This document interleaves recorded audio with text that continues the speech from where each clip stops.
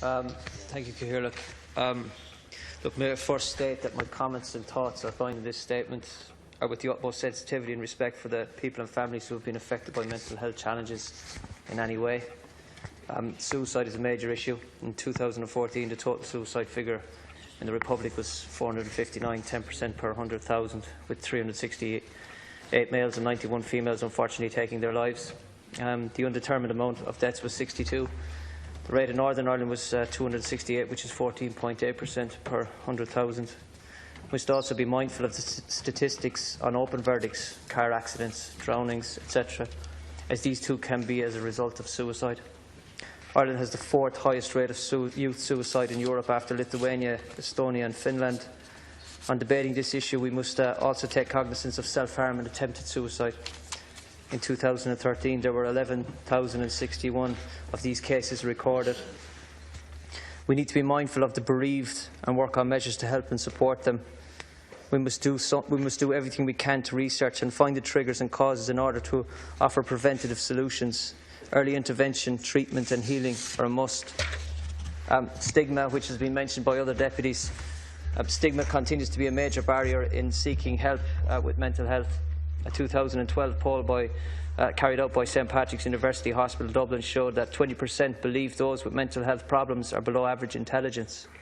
40% consider seeking help for a mental health problem to be a sign of personal failure, and 66% expressed a reluctance to hire a person with a history of mental illness, believing them to be unreliable.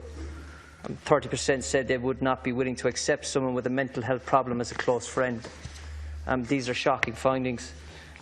Its findings also stated that stigma regarding mental health is subtle and damaging. It questions a real figure in relation to stigma, citing that many who respond to surveys do not want to admit to holding such negative views. It states that as a result of stigma in general, people are extremely reluctant to discuss their mental health problems, and they feel they are letting themselves and their families down if they seek help. This needs to change, and people must be encouraged to feel comfortable in coming forward.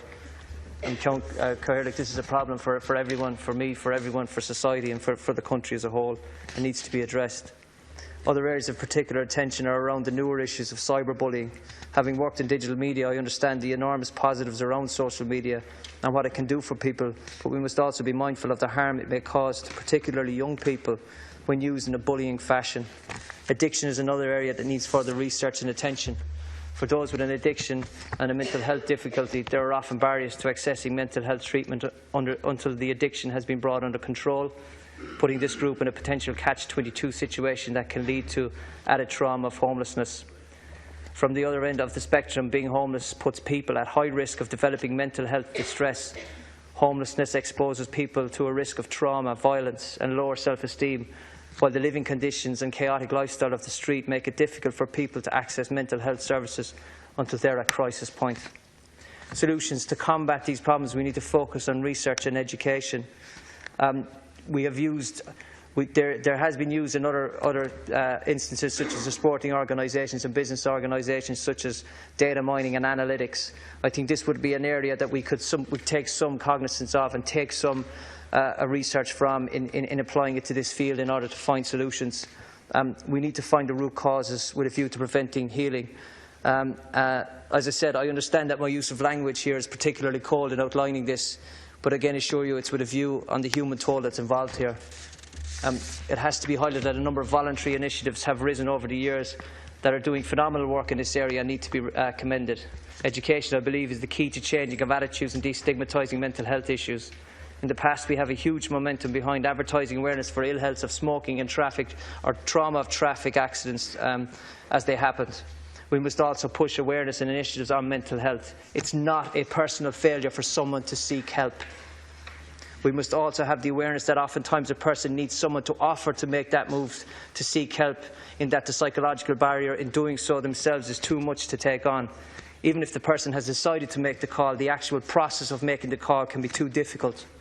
Simple awareness and help by a loved one can often help in this. Again, this can only happen with knowledge and understanding fostered through education. I'm mindful of my time now, Cathaoirleach. I'd just like to finish by saying that I would like to raise the need for 20-bed child and adolescent psychiatric unit required for Limerick and the Midwest. One of the key issues in the recovery of a child is the presence of their parents. They need their parents to visit them, to feel the support of their parents and to feel comfortable with their parents. If a child from the Midwest is placed in Dublin, Cork or Galway, it's extremely difficult for the families. Some families can afford to visit their children only occasionally, which can have very detrimental effects to that child. Thank you, Chairman. Deering, you have the time.